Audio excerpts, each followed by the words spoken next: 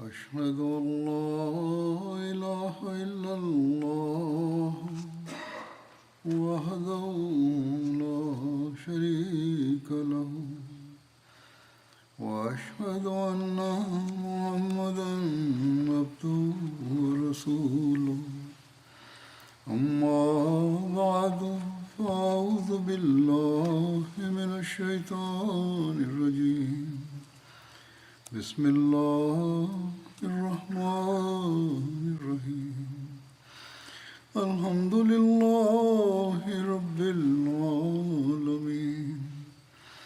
الرحمن الرحيم مالك يوم الدين إياك نعبد وإياك نستعين اهدنا الصراط المستقيم صراط الذين أنعمت عليهم غير المغضوب عليهم ولا الضالين. بسم الله الرحمن الرحيم. Ọ̀dọ̀ Khilafatu Masih Ayyadallahu Ta'ala ibn Aziz sọ wípé ọ̀rọ̀ tí ń lọ nípa ìkansára Abu Sufyan ní ojú ogun Uhud. Ó ń kansára, ó ń gbógo fún àwọn òrìṣà rẹ̀ eléyìí tí ó ṣe tó di ìpèníjà fún òjíṣẹ́ ńlá sallallahu alaihi wasallam lórí iyì àti ògo tí ó ń bẹ lórí ẹ̀mí wọn fún Ọlọ́run ọba. Báyìí wọ́n sì dáhùn. Mo ti mẹ́nu bà bí òjíṣẹ́ ńlá sallallahu alaihi wasallam ṣe fi iyì wọn hàn lórí eléyìí, bí wọ́n ṣe pa àwọn sàbí wọn ní àṣẹ láti bẹ̀rẹ̀ sí ní kansára kí wọ́n máa gbógo fún Ọlọ́run ọba Allah. Máa tẹ̀síwájú lórí àkòrí yìí. Adat Muslim Maud radiyallahu ta'ala anhu sọ wípé ẹgbẹ́ wà nínú ahadith eléyìí tí àkọsílẹ̀ rẹ̀ báyìí pé ní ojú ogun Uhud nígbà tí Abu Sufyan tí ó bẹ̀rẹ̀ sí ní kéde pé lana uzza wala uzza lakum, yìí ni pé alárànṣe wa ni Uzza ṣùgbọ́n yìí ò ní òrìṣà kankan tí yóò ṣe àrànṣe fún yín. Ní àsìkò yìí òjíṣẹ́ ńlá sallallahu alaihi wasallam sọ fún àwọn mùsùlùmí pé ẹ máa wí pé lana mawla wala mawla lakum.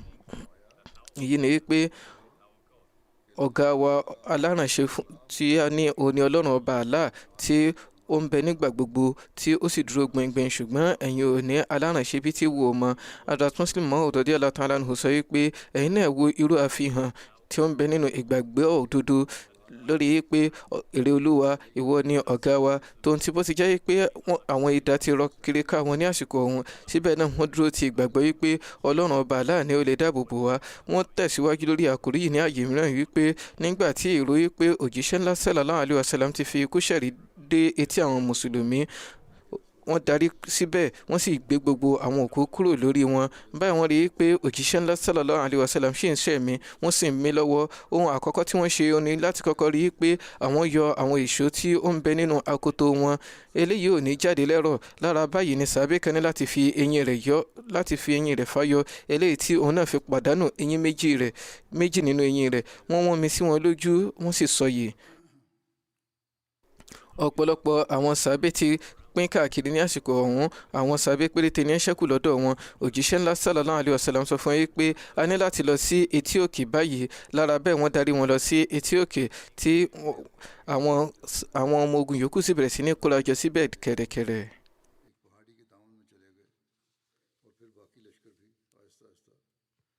Nígbà tí àwọn ọmọ ogun àwọn aláìgbàgbọ́ yìí tí wọ́n ń lọ, Abu Sufyan bẹ̀rẹ̀ sí ní ké lóhùn rárá. Ó pe orúkọ òjíṣẹ́ ńlá sallallahu alaihi wasallam, ń sọ wípé àwọn ti ṣe ikú pa wọ́n. Àwọn sàbẹ̀ fẹ́ fèsì ní àsìkò yìí, ṣùgbọ́n òjíṣẹ́ ńlá sallallahu alaihi wasallam dá wọn lẹ́kun. Wọ́n sọ fún wọn wípé eléyìí kọ́ ni àsìkò tí a ní láti fèsì. Àwọn ènìyàn wa ti pín káàkiri, wọ́n sì ti ṣekú pa nínú wọn. Bẹ́ẹ̀ ni àwọn ará yòókù náà ti gbọgbẹ́. Péréte ni àwa tí a wà níbí báyìí, ó sì ti rẹ oníkálukú. 3,000 òun ni àwọn ọmọ ogun àwọn abọ̀rìṣà yìí tí wọ́n sì tún dúró gbìngbìn lásìkò yìí. Nítorí náà kò bóyè mu láti fèsì ní àsìkò yìí. Bí wọ́n bá sọ pé àwọn ti ṣe ikú pa mí, ẹ fi wọ́n lẹ̀, jẹ́ kó rí bẹ́ẹ̀. lára báyìí àwọn sàbẹ́ dákẹ́ lábẹ́ àṣẹ òjíṣẹ́ ńlá sallallahu alayhi wa sallam. Nígbà tí Abu Sufyan tí ò rí sí gbà báyìí ló bẹ̀rẹ̀ sí ní sọ pé àwọn ti ṣe ikú pa Abubakar náà pẹ̀lú. Òjíṣẹ́ ńlá sallallahu alayhi wa sallam tó dá wọn lẹ́kùn láti fèsì. Wọ́n sọ fún yín pé ẹ dákẹ́, tó bá sọ báyìí ẹ jẹ́ kó máa sọ tirẹ̀. Báyìí àwọn sàbẹ́ tó dákẹ́ nígbà tí wọ́n gbọ́ eléyìí. Nígbà tí Abu Sufyan tí ò tún rí èsì kankan, ó sọ pé àwọn ti ṣe ikú pa Umar náà pẹ̀lú. Hazrat Umar tí wọ́n jẹ́ ẹni tí ó ní ìgbónára ní àsìkò yìí, wọ́n ti fẹ́ fèsì, ṣùgbọ́n òjíṣẹ́ ńlá sallallahu alayhi wa sallam tún dá wọn náà lẹ́kùn láti ṣe báyìí. Lẹ́yìn rẹ̀ yẹn Hazrat Umar sọ pé èsì tí mo fẹ́ fún lásìkò ọ̀hún ni pé ìwọ ti sọ pé ẹ ti ṣe ikú pa Umar nígbà tó jẹ́ pé Umar sì ń bẹ níbí báyìí, ó yẹ ṣetán láti dá yín lọ́rùn. Ní ṣókí, òjíṣẹ́ ńlá sallallahu alayhi wa sallam dá wọn lẹ́kùn láti fèsì. Nígbà tí Abu Sufyan wá rí sí kankan gbà báyìí ni ó bẹ̀rẹ̀ sí ní cables yìí, ó bẹ̀rẹ̀ sí ní gbógo pé olo hubul, èyí ni pé ògo fún hubul, ògo fún hubul, ìyẹn òrìṣà Abu Sufyan. Èyí ni pé ó ń wí pé ohun tó ń bẹ lórí ẹ̀mí ni pé hubul àwọn ti ṣe ikú pa Muhammad sallallahu alayhi wa sallam àti àwọn ẹ̀mẹ̀wá wọn. Nígbà tí àwọn sàbẹ́ rí pé òjíṣẹ́ ńlá sallallahu alayhi wa sallam ti dá wọn lẹ́kùn láti má fèsì, wọ́n dákẹ́ ní àsìkò yìí náà pẹ̀lú.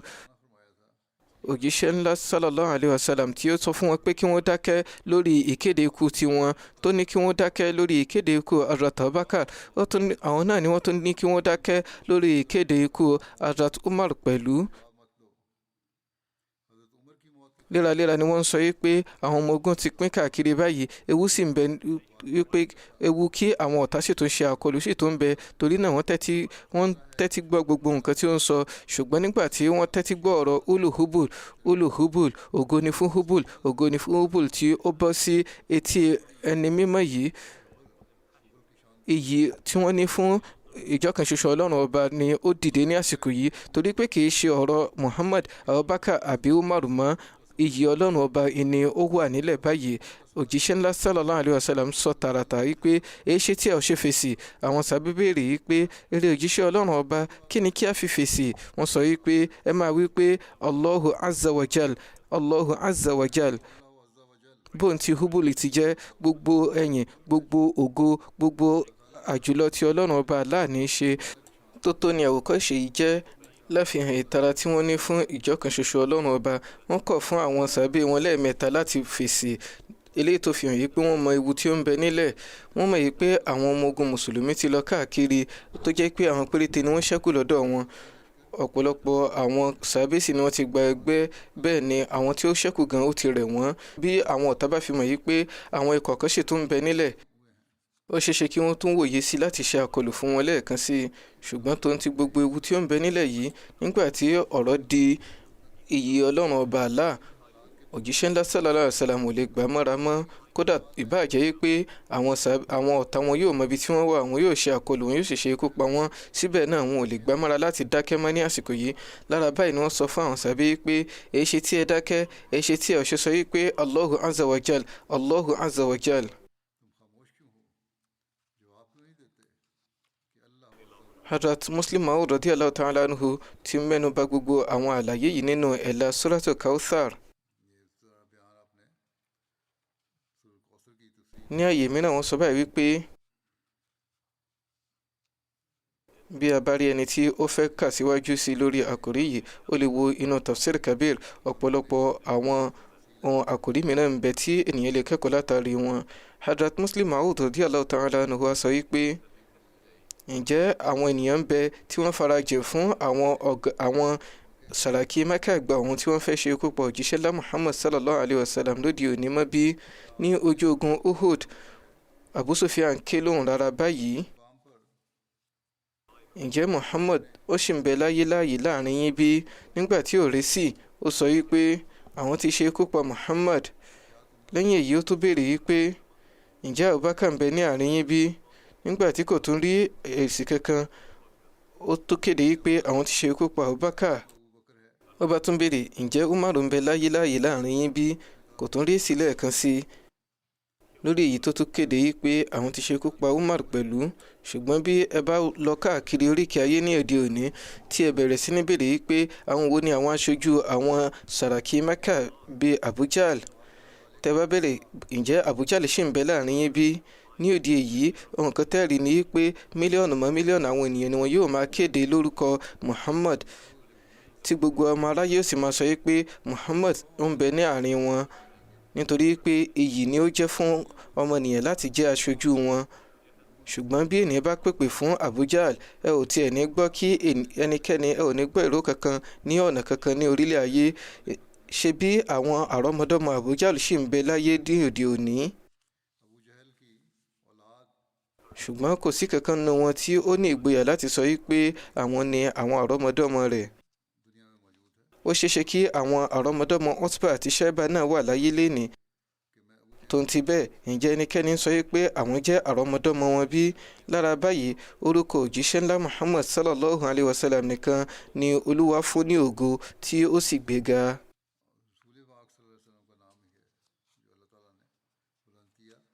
Lórí èyí bákan náà, Hazrat Masih Maud alayhi salatu wasalam sọ wípé ẹgbẹ̀lẹ́gbẹ̀ àṣírí ni ó ń bẹ nínú àwọn àdánwò tí òjíṣẹ́ Ọlọ́run bá kó. Òjíṣẹ́ náà sàlám náà kó ọ̀pọ̀lọpọ̀ àwọn àdánwò. Ó ń bẹ nínú àkọsílẹ̀ yìí pé ọgbẹ́ 70 ni wọ́n kó ní ojú ogun Uhud, tí àwọn abọ̀rìṣà tínú wọ́n sì ń dùn lórí ipò tí àwọn mùsùlùmí wà lọ́jọ́ yìí. Lára báyìí, ọ̀tá kan tí ó wòye sí pé òjíṣẹ́ ńlá Muhammad sallallahu alayhi wa sallam ti fi kú ṣẹ̀rú pẹ̀lú àwọn tí wọ́n jẹ́ ìkànnà àwọn sàbẹ̀ wọn. Báyìí ó bẹ̀rẹ̀ sí ní kí lóhùn rárá yìí pé ǹjẹ́ Muhammad ṣì ń bẹ láàrin yín bí? Òjíṣẹ́ ńlá sallallahu alayhi wa sallam pàṣẹ fún àwọn sàbẹ̀ yìí pé kí wọ́n dákẹ́, kí wọ́n má sì ṣe fèsì. Ìdákẹ́ wọn yìí ó jẹ́ ohun ayọ̀ fún ẹni tí ó ń béèrè yìí, tó wòye sí pé eléyìí ni ó ṣe àfihàn yìí pé wọ́n gbọ́dọ̀ ti papòdà lóòótọ́. Lẹ́yìn èyí, lọ́nà báyìí ó tó kéde, ó pèpè fún Abubakar, ṣùgbọ́n kò tún rí èsì. Lẹ́yìn èyí ó tó pèpè fún Hazrat Umar, níbi tí lórí èyí Hazrat Umar ò lè gbà mọ́ra. Báyìí wọ́n sì kéde pé ìrẹ́ ni àná yìí, ọ̀rọ̀ kẹ́tẹ̀kẹ́tẹ̀ wo ló ń sọ, gbogbo wa ni a wà láyé.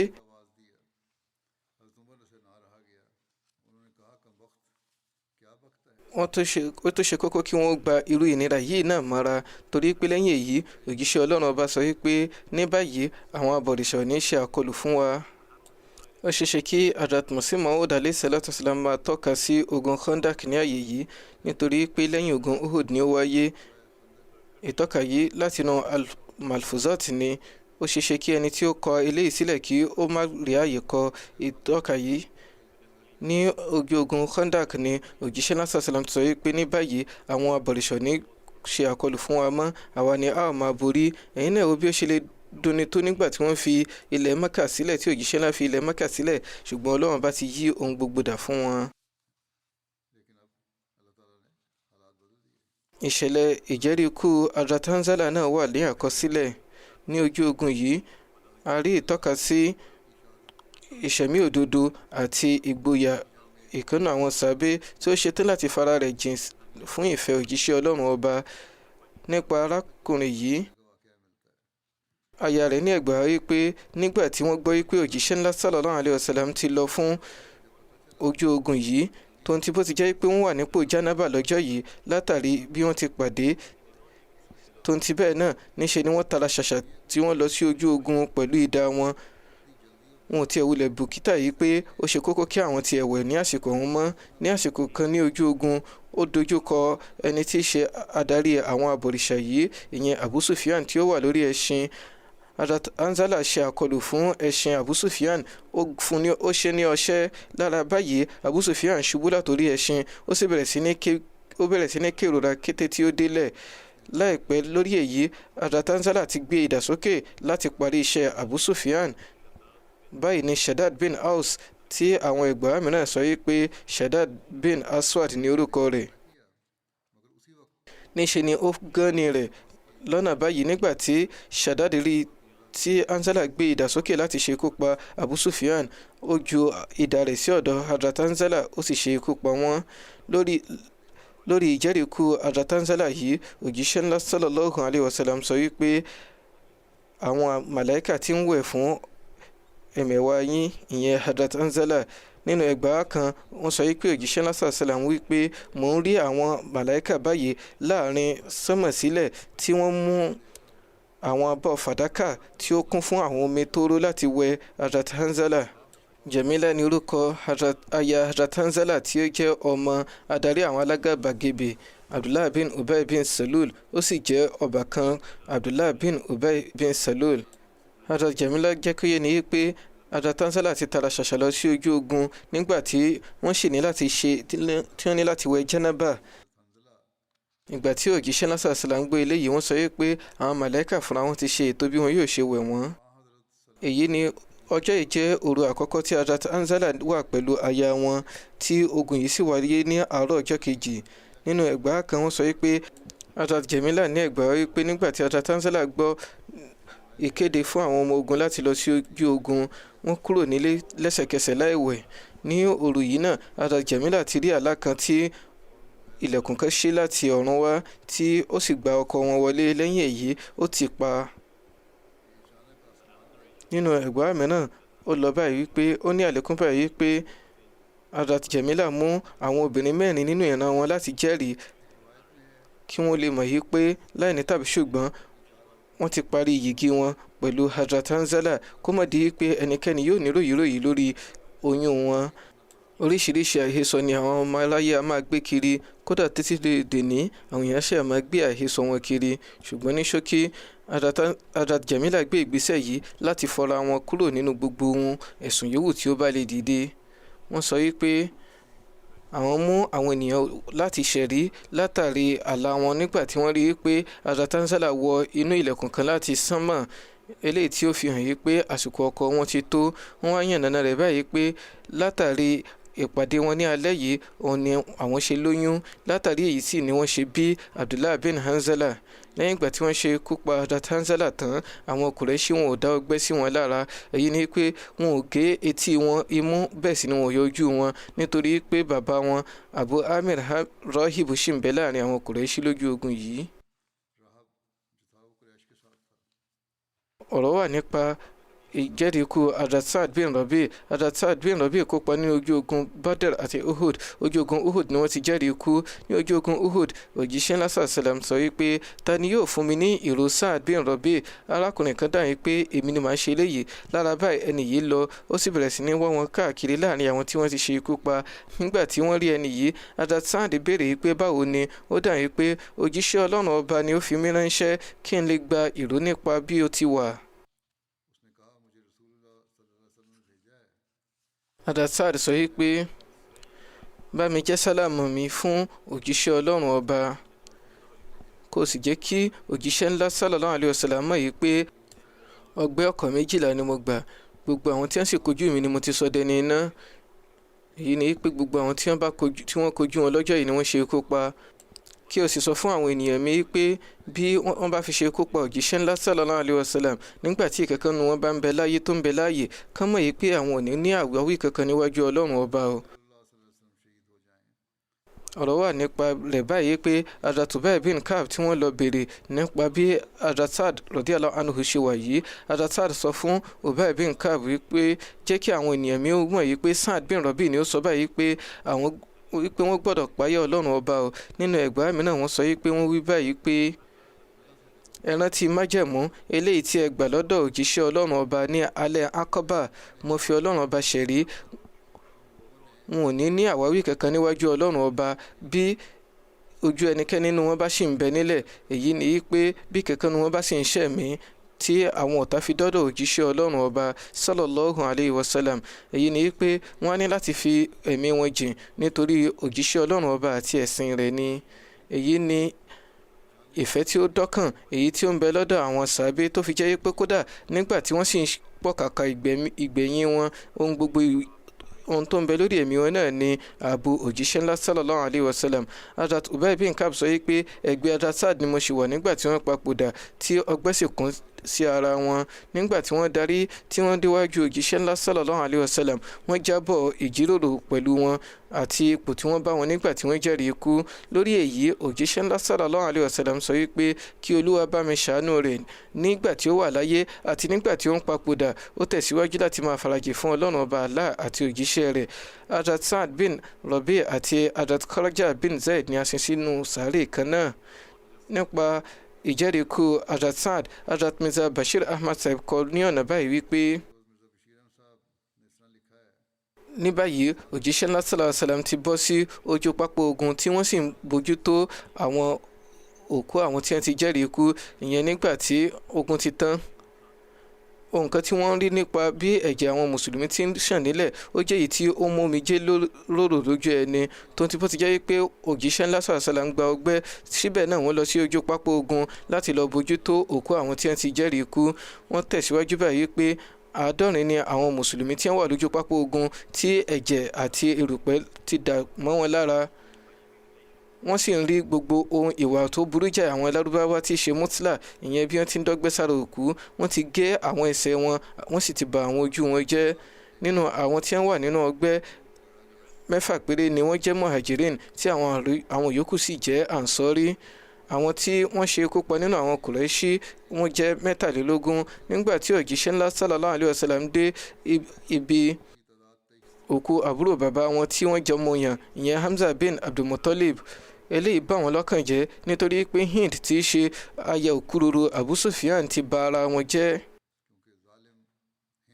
Fún ìgbà díẹ̀, fún ìgbà kan náà òjíṣẹ́ ńlá sallallahu alaihi wasallam dúró síbẹ̀ ní ìdákẹ́jẹ́jẹ́ tí ìbànújẹ́ sì bo ojú wọn pẹ̀lú ìbínú.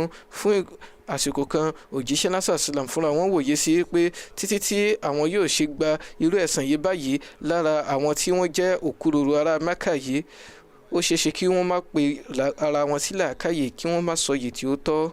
Ṣùgbọ́n lẹ́yìn èyí òjíṣẹ́ ńlá sallallahu alaihi wasallam tún kọ̀ eléyìí, wọ́n sì ṣe sùúrù pẹ̀lú ìfaradà. Kódà lẹ́yìn èyí òjíṣẹ́ náà sallallahu alaihi wasallam sọ di èèwọ̀ títí láé láti ṣe mutla, ìyẹn kí wọ́n dágbẹ́ sára òkú nínú Islam.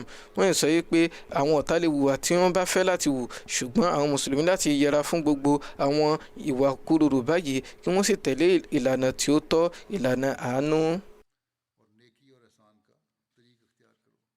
Hazrat Mirza Bashir Ahmad Sahib tẹ̀síwájú báyìí wípé ìwà kúròrò tí àwọn Quraishi ṣe yìí òun náà ni wọ́n hù sí àwọn sàbẹ̀ yòókù. Lọ́nà báyìí náà ni wọ́n ti bara Abdullah bin Jahsh tí í ṣe ìbátan òjíṣẹ́ ńlá sallallahu alaihi wasallam náà jẹ́.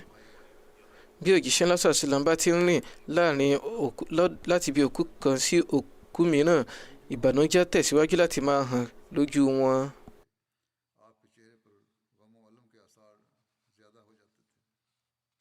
Hazrat Muslim Maud radiyallahu anhu ní ìtọ́ka sí àwọn tí ń jẹ́rìí ikú yìí àti ìfarajìn wọn. Nígbà tí wọ́n ń sọ nípa ìfẹ́ àti ìfarajìn tí Hazrat Saad bin Rabi tí ṣe adarí àwọn Ansari ní fún òjíṣẹ́ ńlá sallallahu alaihi wasallam, Hazrat Muslim Maud sọ wípé ìṣẹ̀lẹ̀ kan wáyé ní ojú ogun Uhud. Lẹ́yìn ogun tí òjíṣẹ́ ńlá sallallahu alaihi wasallam fi Ubay bin Ka'b lọ láti mọ̀ nípa àwọn tí wọ́n ti wà nínú ọgbẹ́. Bí wọ́n ti ń wá àwọn tí wọ́n wà nínú ọgbẹ́ yìí, Hazrat Ubay bin Ka'b dé ọ̀dọ̀ Hazrat Saad bin Rabi tí wọ́n ti gba ọ̀pọ̀lọpọ̀ ọgbẹ́ sára tí wọ́n sì mí èémí ìgbẹ̀yìn wọn. Hazrat Ubay bin Ka'b béèrè bóyá wọ́n ní ìró kankan tí wọ́n fẹ́ láti jẹ́ fún àwọn ìbátan àti àwọn olólùfẹ́ wọn.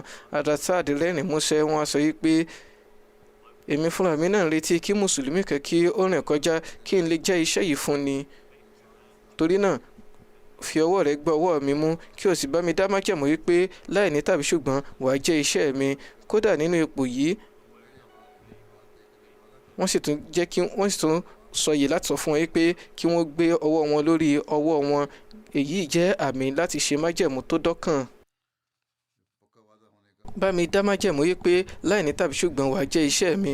Iṣẹ́ tí wọ́n wá rán wọn lọ báyìí pé bá mi jẹ́ sálámà mi fún àwọn ènìyàn mi tí wọ́n jẹ́ mùsùlùmí, kó o sì bá mi sọ fún àwọn ènìyàn mi pé àmánà tí ó tóbi jùlọ tí Ọlọ́run bá fún wa òun ni òjíṣẹ́ Ọlọ́run ọba tí a ní láti dáàbòbò pẹ̀lú ẹ̀mí wa.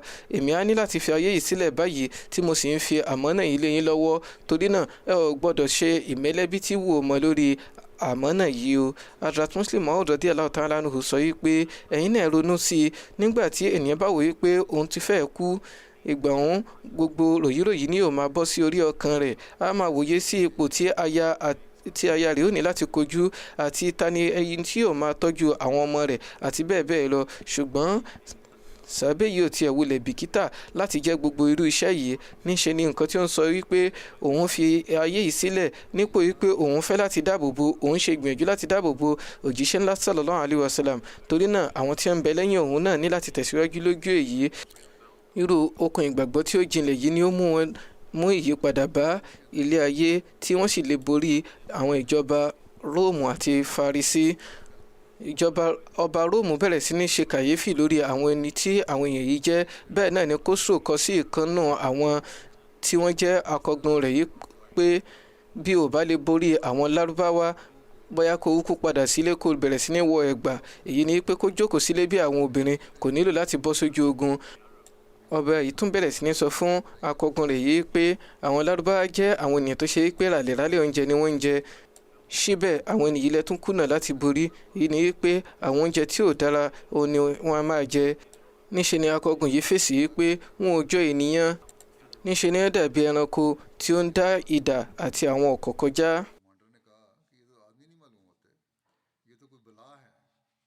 Hazrat Muslim Maud tó ń tàn mọ́lẹ̀ sí ìṣẹ̀lẹ̀ yìí ní ọ̀nà mìíràn. Wọ́n sọ báyìí wípé nígbà tí ojú ogun Uhud tán, òjíṣẹ́ ńlá sallallahu alaihi wasallam fi sàbẹ̀ kan ránṣẹ́ láti lọ bójútó àwọn tí wọ́n wà nínú ọgbẹ́. Sàbẹ̀ yìí rí ìkan nínú àwọn Ansari tí ó wà ní ipò ẹlẹgẹ́. Ó lọ sí ọ̀dọ̀ rẹ̀, ó sọ wípé èrè ènìyàn mi ọ̀wọ́n, bí o bá ní èrò kankan láti jẹ jọ̀wọ́ fi fún mi, màá jẹ fún àwọn ọ̀rẹ́ àti àwọn ènìyàn rẹ. Ó dàbí pé àsìkò tí mò ń retí gan náà nìyí, tí mò ń wòye sí pé báyà máa pàdé ẹnìkan láti Mẹ̀dínà tí yóò bá mi jẹ́ iṣẹ́ yìí fún àwọn ọ̀rẹ́ àti àwọn ẹbí mi. Ó dára bí o ti dé ọ̀dọ̀ mi, fún mi ní ọwọ́ rẹ kí o sì bá mi ṣe májẹ̀mú yìí pé wà á jẹ́ iṣẹ́ yìí fún àwọn ìbátan mi. Wọ́n gbá ọwọ́ rẹ̀ mú, wọ́n sì ṣe májẹ̀mú yìí pé àwọn yóò jẹ́ iṣẹ́ rẹ̀. Ẹni sàbẹ̀ tí ó wà nínú ọgbẹ́ yìí wá sọ báyìí wípé lọ báyìí láti sọ fún àwọn ọ̀rẹ́, àwọn ìbátan àti àwọn ènìyàn mi pé ohun ìṣúra tí ó tẹ̀wọ̀n jùlọ ni òjíṣẹ́ ńlá sallallahu alaihi wasallam jẹ́ lọ́wọ́ wa o. Àmánà ni ó jẹ́ nínú ìran wa. Torí náà mo ní àmọ̀dájú wípé gbogbo yín ni ẹ mọ rírì ohun ìṣúra yìí dọ́kàndọ́kàn. Fún ìdí èyí, mo rí gẹ́gẹ́ bí ìwọ̀ fún mi láti jẹ́ iṣẹ́ yìí fún yín wípé títí di ìgbà tí àwa fi mú ẹ̀mí ìgbẹ̀yìn, a ò gbọ́dọ̀ jàǹbá àmánà tí ó ń bẹ lọ́wọ́ wa yìí. Torí náà gbogbo agbára yín ni kí ẹ lò láti dáàbò bò ó. Èmi á fi yín sílẹ̀ báyìí, ṣùgbọ́n mo fi àmánà yìí lé yín lọ́wọ́ o. Mo níwòye sí pé gbogbo àwọn ọmọ mi, àwọn ènìyàn mi àti àwọn ọmọ wọn yóò dìde láti dáàbò bò ohun ìṣúra mímọ́ yìí. Wọn yóò dáàbò bò ju ẹ̀mí ara wọn lọ. Wọn ò sì ní fàyè fún àìmọ̀ra bí tí wò ó mọ́. Ní àyè mìíràn, Hazrat Muslim Maud radiyallahu ta'ala anhu mẹ́nu bà eléyìí lọ́nà báyìí wípé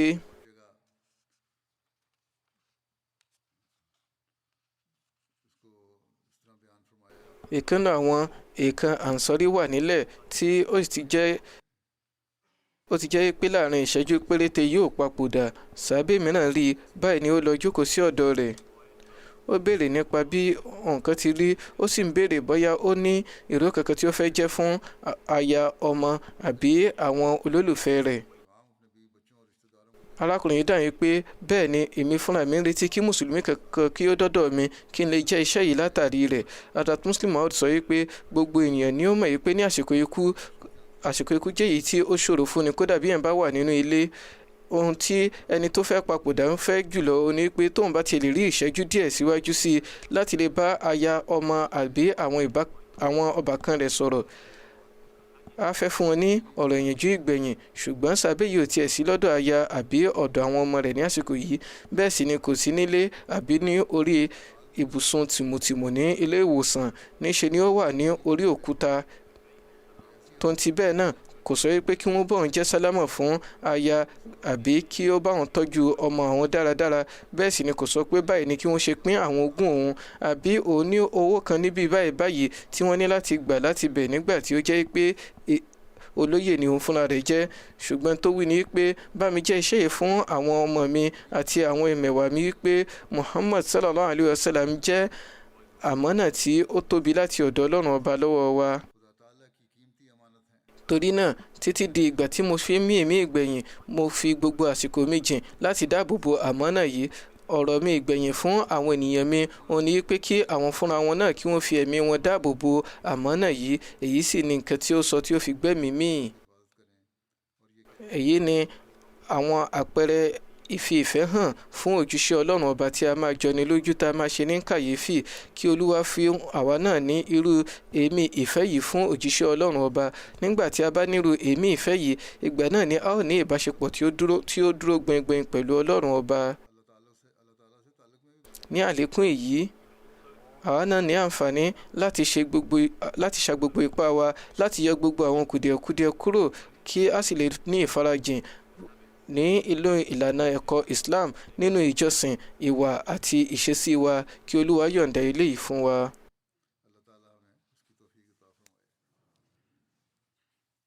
Wọn ò kí àwọn jánásà kọ̀ọ̀kan tí màá sì yànnàná wọn. Ẹni àkọ́kọ́ ni Dr. Mansour Shabuti Saib láti Yemen. Wọ́n fi Mansour Shabuti Saib sínú ẹ̀wọ̀n ní Yemen látàrí pé wọ́n jẹ́ Ahmadi. Wọ́n papòdà ní inú ẹ̀wọ̀n yìí ní ọjọ́ 26 oṣù kínní ní ọmọ ọdún 63. Inna lillahi wa inna ilayhi raji'un. Ìgbà tó ti jẹ́ pé wọ́n papòdà nígbà tán wà nínú ẹ̀wọ̀n tí ó sì jẹ́ pé nítorí pé wọ́n jẹ́ Ahmadi òun ni wọ́n ṣe tì wọ́n mẹ́wọ̀n tí wọ́n sì tún fún wọn ní ìwòsàn tí ó tọ́. Ó lè ṣeéṣe kó jẹ́ pé wọn ò tọ́jú wọn lọ́nà tí ó dára bó ti wù kí ó rí. Ìyówù tí ò bá wà nínú ìjábọ̀, wọ́n tó fojú hàn ní pé wọ́n papòdà nínú ẹ̀wọ̀n yìí. Wọ́n sì jẹ́ ẹni tí ó fikúṣẹ̀rí. Lára bẹ́ẹ̀, àwọn ni wọ́n jẹ́ àfikúṣẹ̀rí àkọ́kọ́ tí ó jẹ́ Ahmadi ní Yemen. Olóògbé fi ìyá, aya àti àwọn ọmọ méjì sílẹ̀ sáyé lọ, ìyẹn Ayman àti Bilal. Ọbàkan olóògbé Nasir Shubuti London ní bíbá ni ó ń gbé. Ọbàkan wọn yìí sọ wípé wọ́n gbé òkú wọn fún ọmọ wọn ní ọjọ́ 1 oṣù kejì. Ṣùgbọ́n nígbà tó jẹ́ wípé ó fẹ́ jẹ́ pé gbogbo àwọn ọkùnrin Ahmadi ni wọ́n ti tì mẹ́wọ̀n ní àsìkò ọ̀hún, àwọn tí wọ́n ṣe Ahmadi ni wọ́n kí jánásà àwọn tí wọ́n sin wọ́n. Nasir Shabuti Saib sọ wípé bàbá wọn Abdullah Muhammad Uthman Shabuti ni Ahmadi àkọ́kọ́ ní Yemen. Mahmoud Abdullah Shabuti tí sì ṣe bàbá Dr. Mansour Shabuti ni missionary àkọ́kọ́ tí ó kàwé gboyè Shahid ní Yemen. Shahrukh Nasrin Saiba ni ìyá olóògbé tí wọ́n jẹ́ ọmọ Sayyid Bashir Ahmad Shah Saib láti Rọ́bùà àti Farokh Khanum Sahiba. Farokh Khanum Sahiba yìí jẹ́ arábìnrin láti ìdílé Junaid. Àwọn àti ìyá wọn Halima Banu Saiba àti ọbàkan wọn Sayyid Haji Junaidullah Saib ní àǹfààní àti jẹ́ àṣẹ òjíṣẹ́ ńlá sallallahu alayhi wa sallam yìí pé nígbà tí Imam Mahdi bá dé, kódà bí ènìyàn bá ní láti wọ́ lóyìn yìnyín kí ó ṣe báyìí láti dé ọ̀dọ̀ rẹ̀ láti lọ ṣe báyìí ni wọ́n ṣe fi ẹsẹ̀ ṣe ìrìn àjò láti Kashgar ní orí yìnyín lórí àwọn òkè yìnyín tí wọ́n ṣe dé Qadian láti ṣe báyìí. Inú ẹbí yìí ni ìyá Mansour Shabuti ti wá. Ìyá wọn ń bẹ náà àwọn tí wọ́n jọ rìnrìn àjò orí yìnyín yìí. Ọmọ Bilal Shabuti kọ nípa bí wọ́n ṣe jẹ́rìí ikú.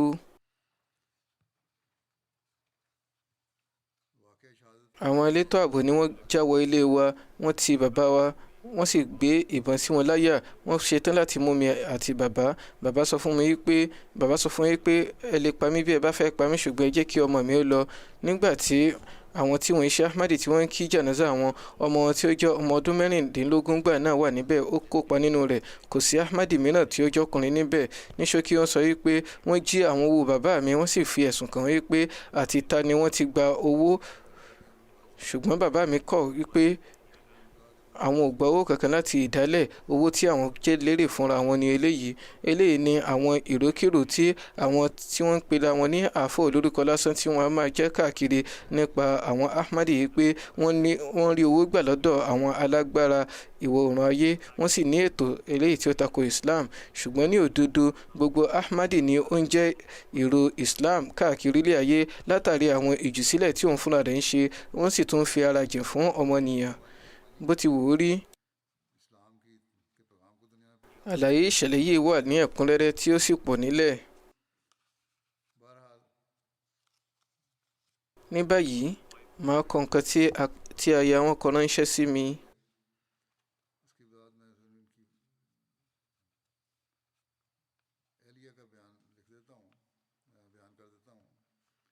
Wọ́n wí pé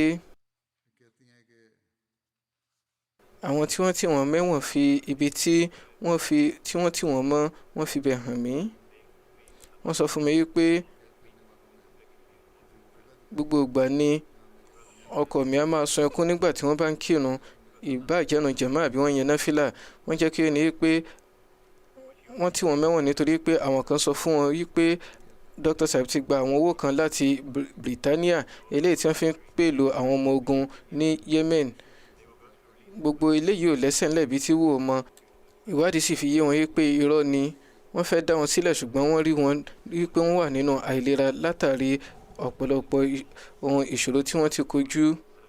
Eléyìí ni ìró tí wọ́n fi tó aya wọn létí. Ó ṣeéṣe kí àwọn tí wọ́n wà lókè kí wọ́n ní ìwòye ọ̀tọ̀, kí ó kàn jẹ́ wípé àwọn tí wọ́n wà nísàlẹ̀ òun ni wọ́n pinnu tiwọn lọ́tọ̀ lára ìwàkúwà wọn sì nìyí. Ó ṣeéṣe kí ó ti lapa búburú lára ìlera wọn. Ní ṣókí, ọbàkan wọn Nasir Shubuti kọ nípa olóògbé wípé ọbàkan mi Dr. Mansur Shubuti jẹ́ aláàánú onítọ́jú, wọ́n sì jẹ́ni tí ó jáfáfá tí ó sì wà nínú àwọn akẹ́kọ̀ọ́ 10 tí ó dáńtọ́ jùlọ ní orílẹ̀ tí àwọn ìjọba fún ní àmì ẹ̀yẹ. Wọ́n á máa kí ìrun déédé, wọ́n sì máa kí tàjú déédé, wọ́n á máa ka àlùkùránì déédé lẹ́yìn ìran fájírì, wọ́n sì máa kópa nínú ìjùsílẹ̀. Wọ́n á máa ṣètọ́jú aláyòókù kan tó ṣètọ́jú àwọn ẹbí wọn. Tọ̀yàyàtọ̀yà ni wọ́n máa bá àwọn tí wọ́n bá ń tọ́jú sọ̀rọ̀. Bẹ́ẹ̀ sì ni wọ́n gbowó lọ́dọ̀ àwọn tí wọ́n bá jẹ́ aláìní. Níṣe ni wọ́n yóò tó fún wọn ní ìwòsàn látọ̀dọ̀ wọn. Tí wọ́n bá sì ní láti fi wọ́n sí ilé ìwòsàn, wọ́n á tó ṣe àránṣe fún wọn lórí èyí. Nígbà tó bá jẹ́ wípé wọ́n ní láti ṣiṣẹ́ abẹ fún ẹni tí ó jẹ́ aláìní, wọ́n á yọ owó iṣẹ́ yìí láti inú ọ̀yà tiwọn. Báwọn alábàágbélé wa bá láàárẹ̀, ọ̀dọ̀ wọn ni wọ́n ti wá gba ìwòsàn. Nígbà tí wọ́n kó lọ sí Sànà, eléyìí ba àwọn alábàágbélé lọ́kàn jẹ́. Wọ́n á máa tọ́jú àwọn òbí wọn dáradára, wọ́n sì tún ṣe ètò àti ṣe hajj fún wọn pẹ̀lú. Ìyá Dr. Saib, ìyẹn Shahrukh Nasreen Saib, sọ wípé nígbà tí mo wà ní oyún wọn ni mo ti rí ní ojú àlá pé arábìnrin mímọ́ kan láti Rọ́bù àti ṣe Zainab ó mú ìyá mi lórí ẹ̀tàn. Wọ́n á sọ wípé Hazrat Masih Maud ni wọ́n ń bọ̀ yìí. Mo wò káàkiri láti rí Hazrat Masih Maud ṣùgbọ́n mi ò rí wọn. Lẹ́yìn èyí ni mo tají. Dr. Saib ní ìwúrí láti polongo ẹ̀sìn láti ìgbà kékeré. Nígbà tí wọ́n wà ní ilé ẹ̀kọ́, wọ́n á máa polongo Ahmadiyya fún àwọn olùkọ́ tí wọ́n ń kọ́ wọn ní ìlànà ẹ̀sìn. Àwọn olùkọ́ yìí á sì ní láti tẹ́tí gbọ́ láì takò wọ́n. Ìkan náà ọmọ wọn Ayman Shubuti tí òun gbé Germany sọ báyìí wípé bàbá mi ò fìgbà kankan bá mi wí tàbí kí wọ́n lù mí rí. Ìgbà kan ṣoṣo mo lè rántí pé wọ́n bá mi wí báyìí nígbà tí mo jẹ́ ọmọ ọdún 13 tí mo kùnà láti kí ìrun jàmá. Lásìkò yìí ni wọ́n bá mi wí ní ọ̀nà ráńpẹ́. Yàtọ̀ sí èyí, wọn ò bá mi wí rí. Wọ́n sọ wípé ní àsìkò ìpọ́njú, ohun tí bàbá máa fún mi ní ẹ̀kọ́ ni láti ṣe àdúrà. Èyí sì ni ìlànà tí àwọn fúnra wọn tẹ̀lé. Mo ti rí wọn tí wọ́n máa sun ẹkún lórí ìrun.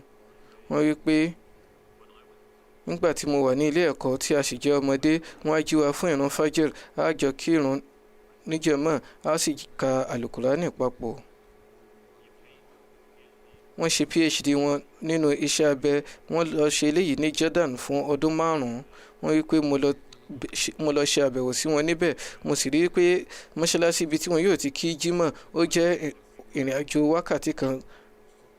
Wọ́n á sì rí pé àwọn wọkọ̀ lọ bẹ̀ ní gbogbo jímọ̀. Wọ́n ní ìwúrí láti kọ́ ẹ̀kọ́. Wọ́n á sì máa kọ ọ̀pọ̀lọpọ̀ ìwé jàmá. Wọ́n wí pé nígbà tí wọ́n darí láti Jordan, mo rí tí àpamọ́ wọn tí ó wúwo. Mo sì bẹ̀rẹ̀ sí ní retí pé wọ́n ti kó ọ̀pọ̀lọpọ̀ ẹ̀bùn wá. gẹ́gẹ́ bí àwọn ọmọdé àti máa retí pé àwọn òbí ti kó nǹkan wá fún wọn, wọ́n ti mú nǹkan wá fún wọn, ṣùgbọ́n ẹ̀bùn kọ́ ló wà nínú ìpamọ́ yìí. Ìwé Tafsir Kabir Lárúbáwá ni ó wà níbẹ̀ pẹ̀lú àwọn ìwé jẹ̀mọ́ mìíràn. Wọ́n á lọ máa ṣe àbẹ̀wò sí àwọn ìbátan wọn tí wọ́n ṣe Ahmadi, wọ́n á sì máa mú ìyá mi àtèmi gan lọ pẹ̀lú. Nígbà tí mo béèrè pé kí ni nǹkan tí ó ṣe kókó láti lọ bá wọn nígbà tí wọ́n ṣe Ahmadi, wọ́n sọ pé òjíṣẹ́ ńlá sàlám ti fún wa ní àṣẹ láti ní ìbójútó okùn ẹbí, torí náà bí a bá ṣe eléyìí Ọlọ́run ọba bínú sí ni. Marwa Shebuti Saiba sọ pé wọ́n jẹ́ ẹni tí ó ní àpọ́nlé, tí ìwà rẹ̀ dára, ẹni rere tí a ní ọ̀yàyà, olólùfẹ́ tá a máa pọ̀ pọ̀, aláàánú, ẹni tí ó lawọ́, onítọ́jú, oníwọ̀ntúnwọ̀nsì, tí ó jáfáfá. Wọ́n á máa lékè nínú ẹ̀kọ́ wọn, wọ́n sì jẹ́ gbajúgbajà oníwòsàn ní Yemen. Ẹni wájú ni wọ́n nínú ìfarajìn fún ọmọnìyàn àti ìfarajìn fún Jama'a Ahmadiyya. Olólùfẹ́ ni wọ́n jẹ́ láàrin àwọn tí wọ́n jẹ́ Ahmadi àti àwọn tí wọ́n ṣe Ahmadi pẹ̀lú. Ìpapòdà wọn lápa lára gbogbo wa lápapọ̀, kódà àwọn tí wọ́n ṣe Ahmadi. Àwọn tí wọ́n ṣe Ahmadi ti fi bó ti rí hàn lára wọn. Àwọn ẹgbẹ́ oníwòsàn ní Yemen sọ báyìí wípé pẹ̀lú ìbànújẹ́ ọkàn àti ìkábàámọ̀ ni a ṣe ń jẹ́ kí ni wípé General Surgery Consultant Dr. Mansur Shebuti ti papòdà. Wọ́n papòdà ní ọjọ́ báyìí. Inna lillahi wa inna ilayhi raji'un.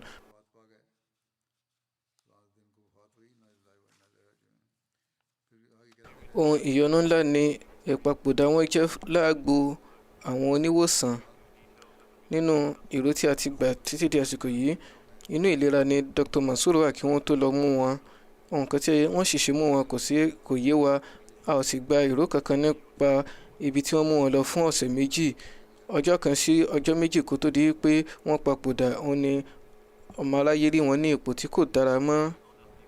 Wọ́n ń bẹ nínú àwọn tí wọ́n jẹ́ ọ̀rẹ́ wọn tí wọ́n ṣe Ahmadi náà tí a ti kọ nípa wọn lórí àwọn ètò ìkànsíra ẹni.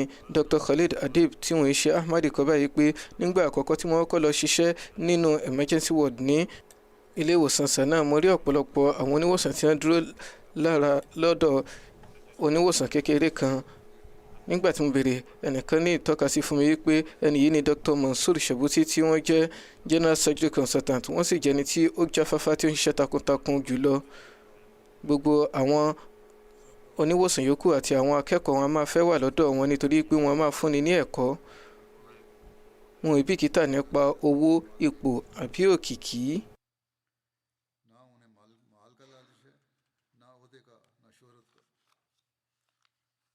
Ara olóògbé balẹ̀, wọ́n níwọ̀ntúnwọ̀nsì, wọ́n sì máa bójútó ìlera wọn. Ìgbà gbogbo ni wọ́n fi máa rẹ́rìn músẹ́, wọ́n sì jẹ́ aláàánú. Wọ́n jẹ́ ẹni tí ó jìnnà sí gàrú àbí ìfẹ́ ayé. Ẹlòmíràn kọ wípé ìpapòdà wọn jẹ́ àánú ńlá fún Yemen. Yemen ti pàdánù ẹni rere tí ọkàn rẹ̀ mọ́, tí ó sì fi gbogbo àsìkò rẹ̀ jìn fún ìtọ́jú àwọn aláàárẹ̀. Ẹlòmíràn tó kọ wípé Dr. Mansur ní ọwọ́ tó kún fún ìbùkún ìwòsàn, tí wọ́n sì ní àwọn ìwà tí ó dára. Gbogbo àwọn ìwé ìròyìn ní gúúsù Yemen ti kọ nípa ìpapòdà wọn ní àwọn àkọlé báyìí bíi ìṣekúpa gbajúgbajà oníwòsàn, ìpapòdà gbajúgbajà oníwòsàn, ìgbámú gbajúgbajà oníwòsàn. Ẹlòmíràn tó kọ ránṣẹ́ sí mi báyìí pé nítorí wọn ni orúkọ Ahmadiyya tó ti tàn káàkiri Yemen. Bí Olúwa bá fẹ́, eléyìí lè jẹ́ ìkan nínú ọ̀nà láti polongo ẹ̀sìn. Kí Olúwa ṣe àforíjì àti àánú fún olóògbé, kí ó ṣe àgbéga ipò wọn, kó sì jẹ́ kí àwọn ẹbí wọn lè ní ìgbàmọ́ra àti ìfaradà, kí Olúwa jẹ́ kí nǹkan tẹ̀síwájú ní ọ̀nà tí ó dára níbẹ̀. Àwọn mìíràn sì tún wà ní inú ẹ̀wọ̀n níbẹ̀. Kí Olúwa bá ṣètò ìtúsílẹ̀ fún wọn. Ẹni tí ó tún kàn láti mẹ́nubà ní Salahuddin Muhammad Saleh Abdulkadir Ode Sahib, tí wọ́n jẹ́ bàbá Sharif Ode Sahib, tí wọ́n jẹ́ Amir Jamal ní Kababir. Ìṣòro ọkàn ni wọ́n ní ọjọ́ 21 oṣù kínní, wọ́n sì papòdà ní ilé ìwòsàn ní ọdún 85. Inna lillahi wa inna ilayhi raji'un. Musi ni olóògbé jẹ́. Wọ́n fi aya, ọmọ 3, Muhammad Sharif Ode Sahib, Munir Ode Sahib àti Amir Ode Sahib sílẹ̀ sáyé lọ pẹ̀lú ọmọbìnrin kan tí í ṣe Manal Ode. wọ́n ní àwọn ọmọ lọ́kùnrin lóbìnrin. Méjì nínú àwọn ọmọ wọn Masroor Munir Ode àti Bashiruddin Mahmood Ode ń kọ́ ẹ̀kọ́ lọ́wọ́ báyìí ní Jamia UK àti Jamia Canada. Sharif Ode Sahib kọ wípé bàbá olóògbé Alhaj Abdulkadir Ode jẹ́ ìkànnà àwọn Ahmadi àkọ́kọ́ ní Palestine tí wọ́n gba ìjọ ní ọdún 1928. Lẹ́yìn wọn ó ní bàbá ńlá wọn Abdulkadir Ode náà ṣe báyà. Lẹ́yìn wọn náà sì ni bàbá wọn náà Muhammad Ode náà ṣe báyà. Lára báyìí pẹ̀lú ojú Ọlọ́run ọba, bàbá olóògbé, bàbá olóògbé àti bàbá ńlá olóògbé gbogbo wọn pátápátá ni wọ́n jẹ́ Ahmadi. Ọdún 1938 ni a bí wọn, wọ́n sì bí wọn ní Ahmadi. Nígbà tí wọ́n jẹ́ ọmọ ọdún 14 ní ọjọ́ kan òtútù mú tí olóògbé sì jáde fún àwọn iṣẹ́ kan. Nítorí bí òtútù ti mú tí wọn sì wọ aṣọ tí ó tọ́, ara wọn dì, wọ́n sì dákú lọ. Lẹ́yìn ìgbà tí wọ́n wá wọn fúngbà pípẹ́, wọ́n rí wọn tí wọ́n sì gbé wọn lọ sí ilé ìwòsàn. Ipò ẹlẹ́gẹ́ ni wọ́n wà tí àwọn oníwòsàn sì sọ wípé ní àkọ́kọ́ iṣẹ́ ìyanu ni yóò jẹ́ tí wọ́n bá ti ṣẹ̀mí, kódà bí wọ́n bá ṣẹ̀mí gan pẹ̀lú wọn ò ní lè bímọ. Chaudhry Muhammad Sharif Sahib tí í ṣe missionary níbẹ̀ ní àsìkò ọ̀hún kọ ránṣẹ́ sí Hazrat Muslim Maud radiyallahu anhu. Lẹ́yìn èyí pẹ̀lú ojú Ọlọ́run ọba Allah, kì í ṣe pé bóyá wọ́n dárayá nìkan, wọ́n ṣe yìgì. Olúwa sì fi ọmọ ta wọ́n lọ́rẹ, ọmọkùnrin 3 àti ọmọbìnrin kan. Gẹ́gẹ́ bí bàbá wọn, olóògbé lò gbogbo ìṣẹ̀mí wọn nínú ìfarajìn fún àwọn tí wọ́n jẹ́ mọ̀rọ̀bí. Lọ́nà báyìí tọkàntọkàn ni wọ́n ṣe farajìn fún àwọn àlejò Hazrat Masih Maud, eléyìí tí oníkálukú àwọn tí wọ́n wá jẹ́rìí tí wọ́n wá bá wọn kẹ́dùn jẹ́rìí sí. Sharif Ode Sahib sọ wípé ìgbàlejò wọn ti mọ́ àwọn àlejò lára. Àwọn àlejò á sì fẹ́ láti jẹ́ pé àwọn wà lọ́dọ̀ wọn nígbà gbogbo. Lásìkò kan rí alàgbà kan ní láti wá fún ìpàdé. Wọ́n béèrè ǹjẹ́ bàbá wọn ń bẹ nílé bí? Wọ́n sọ fún yín pé wọ́n ti jáde. Lórí èyí pásítọ̀ yìí dáhùn wípé màá gbọ́ nígbà tí wọ́n bá ti darí kí n lè gbádùn ìtọ́jú wọn. Olóògbé a máa tọ́jú àwọn aláìní, wọn a sì máa náwó lé wọn lórí. Ní ti àwọn tí wọ́n bá ṣẹ̀wọ̀nù ìjọ tí àwọn ẹbí wọn dẹ́yẹ sí, wọ́n bẹ̀rẹ̀ sí ní gbé kábàbẹ́ẹ̀lì. Ìtọ́jú bíi bàbá ni olóògbé a máa fún gbogbo wọn.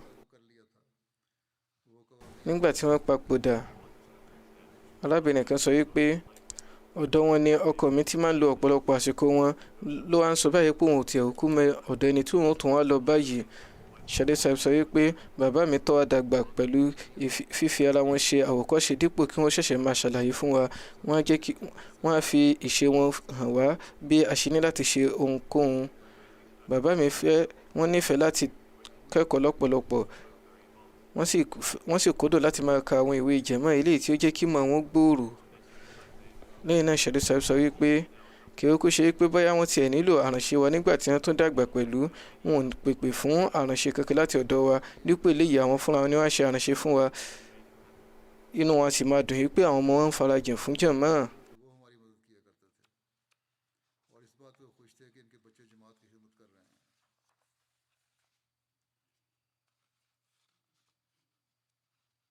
ọmọ wọn Dr. Yasmin kọ báyìí pé mo gbé àwọn ọdún díẹ̀ pẹ̀lú àwọn òbí ńlá mi nínú ilé wọn. Mo sì rí i pé bàbá máa kí ìrun déédé, wọn sì máa kí tahajjud déédé. Wọ́n á lo àwọn àsìkò wọn nínú mọ́ṣáláṣí àti ní ilé àkóso jàmáà. Wọ́n á rí i pé àwọn ni àwọn dáná, àwọn sì tọ́jú àwọn àlejò. Wọ́n á sì lo gbogbo àsìkò wọn láti ṣe àtúnṣe fún àwọn ilé àkóso àti àwọn iṣẹ́ mìíràn. Wọ́n fẹ́ láti ka ìwé lọ́pọ̀lọpọ̀, ìwé jàmáà lọ́pọ̀lọpọ̀, débi pé kódà ìgbà tí wọ́n papòdà a rí ìwé ní orí ibùsùn wọn tí wọ́n ṣí sílẹ̀. Wọ́n tẹ̀síwájú báyìí pé wọ́n ní láti ṣe àwọn àtúnṣe kọ̀ọ̀kan nílé, ṣùgbọ́n bàbá àgbà sọ fún ìyá àgbà mi pé a ní láti ṣe àwọn eléyìí nígbà tí a ò kú ní pẹ́ kúrò láyé mọ́, torí náà a lè fi àwọn owó ìṣèjú sílẹ̀ fún àwọn aláìní. Ní àsìkò ìgbà tí wọ́n ṣe iṣẹ́ abẹ fún ọkàn wọn, àwọn oníwòsàn rí i pé kì í ṣe pé bóyá ọkàn wọn lẹ nìkan, kódà gbogbo àwọn iṣan tó ń gbẹ́jẹ̀ ni ó ti dí tán. Báyìí ló bẹ̀rẹ̀ sí ní jọ wọ́n lójú pé báwo ni wọ́n ti ṣe ní àǹfààní láti máa rìn títí di àsìkò yìí. Lára báyìí títí tí wọ́n fi papòdà, wọn ò ní láti gbẹ́kẹ̀lé nìkankan. Sharif Ode Sahib sọ wípé bàbá mi ná owó wọn lórí aláyòókù tọ̀yàyà ní ọjọ́ kankan náà àwọn ìbátan wọn tọrọ àránṣe wọ́n sì fún wọn ní ohun gbogbo tí wọ́n ní lọ́wọ́ ní ọjọ́ yìí nígbà tí Maulana Fazl-e-Ilahi Bashir Sahib tí wọ́n sì jẹ́ mọ̀rọ́bí ní Kababir wọ́n pèpè lọ́dọ̀ olóògbé pé kí wọ́n ṣe ìjùsílẹ̀ fún mọ́ṣáláṣí Kababir ní àsìkò ọ̀hún wọ́n ti gba owó ńlá kan lọ́dọ̀ ẹnìkan wọ́n sì fi gbogbo owó ìṣe ìjùsílẹ̀ fún mọ́ṣáláṣí. ọ̀dọ́ kan kọ báyìí pé nígbà tí wọ́n lọ fún iṣẹ́ abẹ ẹni àwọn wọ́n béèrè nípa ìlera wọn. wọ́n fún mi lésì pé ara ni àwọn lọ́pọ̀lọpọ̀. lẹ́yìn èyí mo béèrè pé kí ni nǹkan tí ó wá mú ọ ṣiṣẹ́ nígbà tí wọ́n wà nínú ìnira báyìí.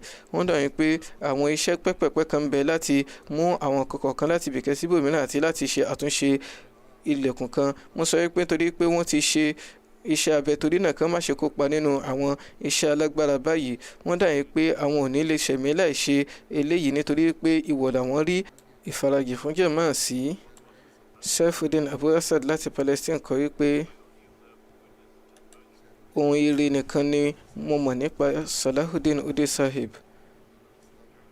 nígbà tí mo wà ní Kababir mo rí wọn ní ènìyàn nínú ìjọ tó jẹ́ ẹni òdodo.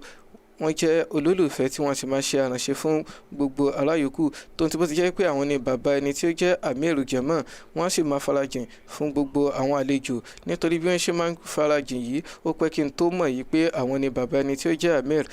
onírẹ̀lẹ̀ ọkàn ni ó jẹ́. ẹnìkan ni ó padà sọ fún mi bí wọ́n ti jẹ́ pẹ̀lú. Dr. Ayman Al-Maliki kọ wípé lẹ́yìn ìgbà tí wọ́n bá ti darí ìrun fájìrì tán wọ́n á lọ tààrà sínú Langar Khana wọ́n á sì ṣiṣẹ́ takuntakun títí di ìrọ̀lẹ́ tí wọn yóò darí sílé. èyí sì ni ìṣe wọn ní gbogbo ọjọ́ méjèèje ọ̀sẹ̀. wọ́n nífẹ̀ẹ́ khilafa dọ́kàndọ́kàn wọ́n sì máa ṣe àpọ́nlé àwọn ènìyàn nínú jàmáà débi pé tó ń ti bọ́ ọmọ wọn ti jẹ́ Amir wọ́n á tún máa dìde láti kí wọn. wọ́n ní ìwúrí láti farajìn fún jàmáà láti polongo ẹ̀sìn àti láti bójútó àwọn ojúṣe wọn títí di ìgbẹ̀yìn ayé wọn. ó ṣọ̀wọ́n láti rí irú ìtara tí wọ́n ní yìí. wọ́n ní àǹfààní láti rí sàmánì khilafa mẹ́rin. wọ́n sì jẹ́ni tó kúndùn láti máa jíròrò lórí àkòrí khilafa. Muhammad Al-Awna Sahib kọ wípé 20 ọdún sẹ́yìn ni mo ṣe báyà tí mo sì lọ sí Kababir lẹ́yìn èyí. wọ́n pàdé mi pẹ̀lú ìfẹ́ àti ìṣẹ̀mí òdodo. mo máa ń rí wọn tí wọ́n farajìn fún jàmáà tó ń ti bí wọ́n ti darúgbó. òdodo hàn nínú àwọn iṣẹ́ wọn eléyìí tí àti ẹ̀ní rírò ẹ̀ nínú àwọn ọ̀dọ́ pẹ̀lú. wọ́n jẹ́ aláàánú. Namal Ajwa Sahib kọ wípé ará ilẹ̀ Al-Khalil ni mo jẹ́. nígbà tí mo dé ibi báyìí pẹ̀lú àwọn ọmọ mi méjèèjì mi ò níbi tí a ò gbé. olóògbé sọ wípé kí n fi àwọn ọmọ mi sí abẹ́ ìtọ́jú wọn nígbà tí mi bá wà nínú Dar Ziyafa fún odidi oṣù kan àbọ̀. wọn ni wọ́n ṣe tọ́jú àwọn ọmọ mi. wọ́n á fún wọn ní jíjẹ wọ́n á sì tọ́jú àwọn yòówù tí wọ́n bá tún nílò. wọ́n á dà gẹ́gẹ́ bí bàbá aláàánú fún mi. nígbà tí wọ́n papòdà níṣe ló dà gẹ́gẹ́ bí ìgbà tí ẹ̀mí ti fi mí sílẹ̀. Shamsuddin Sahib tí wọ́n jẹ́ mọ̀rọ́bí ní Kababir kọ báyìí pé wọ́n kórìíra láti ju ohun kankan nù láti inú mọ́ṣáláṣí àbí ilé ìpolongo ẹ̀sìn. níṣe ni wọ́n tún wọn ṣe. wọ́n á ṣe wọ́n lọ́tún láti tún lè tún wọn lò. èyí jẹ́ ọ̀nà àpawómọ́ tí aráyòkú náà ní láti mú ìlò. ìgbà mìíràn máa rí pé àwọn èèyàn wá sí mọ́ṣáláṣí láti tọrọ àránṣe. wọ́n á gbà wọ́n lálejò gẹ́gẹ́ bí àlejò pàtàkì. wọ́n á mú wọn kalẹ̀ wọ́n sì tún fún wọn ní jíjẹ pẹ̀lú. Bana Ode Jahangir Sahib tí í ṣe ọmọ wọn kọ báyìí wípé mo máa ń rí nígbà gbogbo wípé bàbá máa jí dìde láti kí tàjú lásìkò wọn sì máa kírun wọn déédéé. bàbá mi jẹ́ni tí ó ní ìtọ́jú àwọn aláìní. àwọn èèyàn máa sọ fún yín pé ó yẹ kí wọ́n ná lórí ara wọn náà ṣùgbọ́n tí wọ́n máa fi fèsì ní pé ó tẹ́ mi lọ́rùn láti fún àwọn tí wọ́n bá nílò owó yìí ní owó yìí. wọ́n ní ìgbàgbọ́ tí ó dúró nínú Ọlọ́run ọba. wọ́n sì ní ìfẹ́ tí ó jinlẹ̀ nínú ètò khilafa. kí Olúwa ṣe àánú olóògbé kí ó ṣe àforíjìn fún wọn kó gbé wọn ga kó fún àwọn ọmọ wọn àti àwọn ọmọ wọn ní ìfaradà kó sì jẹ́ kí wọ́n lè tẹ̀síwájú nínú iṣẹ́ rere wọn. ẹni tó kàn tí màá sọ nípa wọn ni Rehana Farhat Sahib tí wọ́n jẹ́ aya Karamatullah Khadim Sahib tí wọ́n jẹ́ mọ̀rọ̀bí ní Rọ́bùà. wọ́n papòdà ní ọjọ́ 29 Inna lillahi wa inna ilayhi raji'un. jàmáà wọ inú ẹbí wọn látàrí baba ńlá wọn Hazrat Munshi Jalaluddin Sahib Al-Bulani látọwọ́lẹ̀ Gujarat. Orúkọ wọn ni orúkọ àkọ́kọ́ nínú àwọn sàbí mẹ́tàlélọ́ọ̀ọ́dúnrún tí Hazrat Masih Maud alayhi salatu wasalam kọ nínú Anjami Atam. Wọ́n fi ọkọ wọn ọmọkùnrin kan àti ọmọbìnrin mẹ́ta sílẹ̀ sáyé lọ. Ọmọ wọn Ihsanullah Sahib jẹ́ mọ̀rọ̀bí ní ilẹ̀ Spain báyìí. Wọn sì ní àǹfààní láti kópa nínú janaza ìyá wọn látàrí pé wọ́n wà ní ẹnu iṣẹ́. Waqf Zindigi tí ó jẹ́ mọ̀rọ̀bí ni ọkọ wọn jẹ́, ìyẹn Karamatullah Khadim. Bẹ́ẹ̀ sì ni ọkọ ọmọ wọn náà Asif Mahmood Butt Sahib náà wọ́n jẹ́ mọ̀rọ̀bí ní Tanzania. Ọmọ wọn Ihsanullah Sahib kọ nípa wọn wípé wọ́n jẹ́ àti bàbá àdúrà fún wa. Wọ́n máa kí tàjú tọkàntọkàn. Bí wọ́n bá ti rìn káàkiri, wọ́n máa ké àwọn gbólóhùn ìjírẹ̀bẹ̀ Hazrat Masih Maud àti àwọn khulafa. Lọ́nà báyìí ni àwọn ọmọ tó ń bẹ lọ́dọ̀ wọn kọ́ àwọn àdúrà yìí. Wọ́n jẹ́ ní tá a máa kópa nínú ìjùsílẹ̀ títí di ìgbà tí wọ́n sì ní ìlera. Wọ́n máa kópa nínú àwọn ètò ìjàmá. Wọ́n sì jẹ́ ní tí ó ní ìtẹ́lọ́rùn àti sùúrù pẹ̀lú. Ohun ìyẹn gan ni a máa jẹ́ fún wọn pé wọ́n jẹ́ ọmọbìnrin Ahmadi. Ọmọbìnrin wọn Numa Nusrat kọ wípé wọ́n ní àkìjẹ ìmoore lọ́pọ̀lọpọ̀. Bí ẹnikẹ́ni bá gbóríyìn fún wípé ọmọkùnrin kan ṣoṣo tí wọ́n ní ni wọ́n fi jìn fún jàmá, wọ́n á máa dáhùn pẹ̀lú ìrẹ̀lẹ̀ ọkàn wípé báwo ni mo ṣe fẹ́ dúpẹ́ lọ́dọ̀ Ọlọ́run ọba tó wípé lẹ́yìn ìgbà tí ó fún mi ní ọmọkùnrin kan, ó tó fún mi ní ọ̀pọ̀lọpọ̀ ní àlékún. Wọ́n ní ìtọ́ka sí àwọn ọmọ wọn báyìí. Wọ́n sọ wípé gbogbo àwọn Ahmadi jẹ́ olùfarajìn fẹ́sìn. Rọ́bùà ni ẹbí wọn sí. Wọ́n sì máa wú wọn lórí nígbà tí wọ́n bá rí àwọn ohun kan tí ó lọ nílọsíwájú. Wọ́n jẹ́ arábìnrin tí ó lókun tí ó sì ní ẹ̀kọ́. Tòun ti bí wọ́n ti jẹ́ ẹni tí ó gbé ìgbésí ayé ìwọ̀ntúnwọ̀nsí. Wọ́n tún jẹ́ ẹlẹ́kọ̀ọ́. Wọ́n máa fi mọ́rí hàn pẹ̀lú gbólóhùn yìí pé gbogbo ohun ìrọ̀rùn ayé ni àwọn ti ní. Wọn ò ní fi ẹ̀hónú hàn yìí pé ohun tí àwọn mọ̀rọ̀bí ń gbà kéré. Wọ́n máa sọ pé ìbùkún tí àwọn rí ní bíbà yìí àwọn ò ní rí níbòmíràn mọ́. Nítorí ẹ̀sùn tí wọ́n fi lélẹ̀ fún lórí jàmá, ọmọ wọn ní láti ṣe ìrìnàjò ní ọdún 2017. Gẹ́gẹ́ bí mo sọ pé ó ní àwọn ìdí mìíràn tí wọn ò ṣe nílé kópa. Wọn ò nílé lọ sí Pakistan. Nítorí eléyìí wọn ò ní àǹfààní láti ṣe àbẹ̀wò sí wọn. Tòun ti bẹ́ẹ̀ náà wọ́n máa gba ọmọ wọn níyànjú wípé kí wọ́n farajìn pẹ̀lú ìfarajìn tí ó tọ́ fún jàmá. Ayọ̀ ọmọ wọn máa sọ wípé wọ́n máa kí tajud pẹ̀lú ìfarajìn. Wọ́n máa rí àlá òdodo, àlá tí a rí òdodo eléyìí tí ó jẹ́ pé òdodo rẹ̀ á máa jọ gbogbo wa lójú. Wọ́n tún sọ wípé ọmọ ní láti ṣe ìrìn àjò látàrí àwọn ìgbẹ́jọ́ kọ̀ọ̀kan. Wọn ò sì ní àǹfààní láti lè bẹ̀ wọ́n wò nítorí pé wọ́n wà nínú àìlera. Síbẹ̀ wọn ò ní fi ìbànújẹ́ hàn. Wọ́n máa gbọmọ níyànjú láti rí pé wọ́n farajìn pẹ̀lú ìfarajìn tí ó tọ́. Wọ́n á máa sọ wípé ó rọrùn láti kàn síra ẹni ní àsìkò yìí. Torí náà kí wọ́n má ṣe jẹ́ kí ìfẹ́ ìyá kí ó jẹ́ ohun tí yóò tanná dí ojúṣe wọn. Ẹnìkan sọ fún yín pé ó ti pẹ́ báyìí. Torí náà tí wọ́n bá kọ ránṣẹ́ sí Khalifa àsìkò kí wọ́n fún oníyànda láti pàdé ọmọ wọn, wọn yóò ṣe ètò fún wọn. Wọ́n dà yín pé àwọn ti fi ọmọ wọn jìn. Torí náà àwọn ò ní tọrọ irú eléyìí. Kí Ọlọ́run bá ṣe àánú fún wọn, kí ó ṣe àforíjìn fún wọn, kí ó sì ṣe àgbéga ipò wọn. Kí Olúwa fún àwọn ẹbí wọn ní sùúrù àti ìfaradà.